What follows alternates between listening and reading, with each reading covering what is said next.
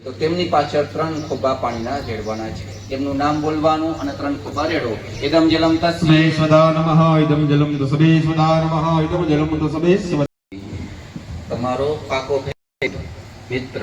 આપણે ઘરને ધર્મપત્ની ના કહેતા હોય પણ મિત્રને કહેતા હોય. એવો કોઈ મિત્ર વયો ગયો હોય તો તેમનું ગોત્ર ના હોય ખબર તો કાશ્યપ ગોત્ર તેમની 6 3 હોય તો 9.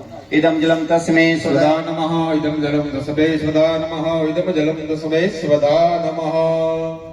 પછી આવે છે આત્મજન. કહેતા કે દેવ થઈ ગયા હોય તો એ આપણે પણ તેમના ઋણી કહેવાય. તો એવું કોઈ વ્યક્તિ હોય તો તેમનું કોના ઋણી છે તો બધાય આમાં પાણી રેડવાનું છે એટલે એને પાણી પહોંચી જાય. ગમે ની આપણે 3 પેટીમાં તો કોકી સ્વદા નમઃ ઇદમ જલમ તસ્મે સ્વદા નમઃ.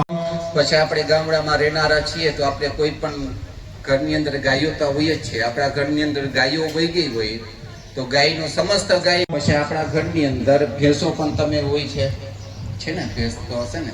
આપણા દાદા પરદાદાને પણ ભેંસો. ઇદમ જલમ તસ્મે સ્વદા નમઃ ઇદમ જલમ તસ્મે સ્વદા નમઃ. પછી ખેતી કરતા તો બળદ પણ આપણે હોય છે તો બળદને આમાં અસવાની વાત નથી. આપણે આ બધા ઋણી છીએ. આ જે વૈયા ગયા છે આપણા ઘરના આંગણે પક્ષી ઉઠતું જતું હોય ને એ આપણા ઘરના આંગે મૃત્યુમાં આસક્તિ ગઈ હતી 3 અવતાર લેવા પડ્યા હતા. આપણે એવી આસક્તિ જોતી નથી. આપણે સદા નમઃ ઇદમ જલમ તસ્મે દાદા હોય ને પડીઓ આપી દીધો હોય એવા નાગદાદાને પણ સમસ્ત બોલ સ્વદા નમઃ ઇદમ જલમ તસ્મે સ્વદા નમઃ. હવે આવે છે મંત્રથી તર્પણ. આમાં કોઈ પણ પ્રકારનું ક્યાંય રહી જતું હોય તો મંત્ર.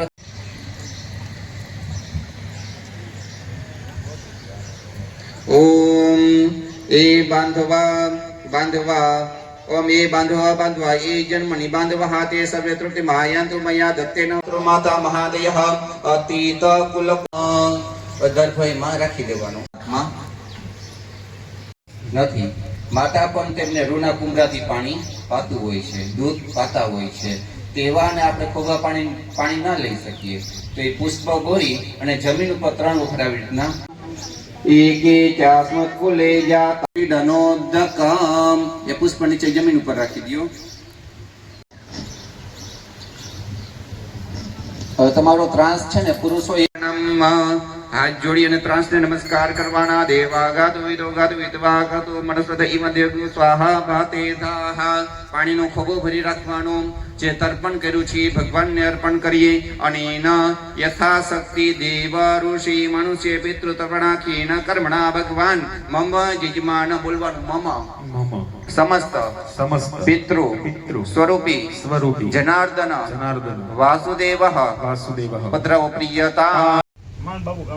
તો પાણીનો ખોબો ભરી રાખે અને કાકી અથવા આપણે ભાભુ કહેતા હોય કે જી કહેતા હોય. પેલા બહેનોને ઠંડા પડાવ પછી ભાઈઓને ઠંડા પાડી દઈએ.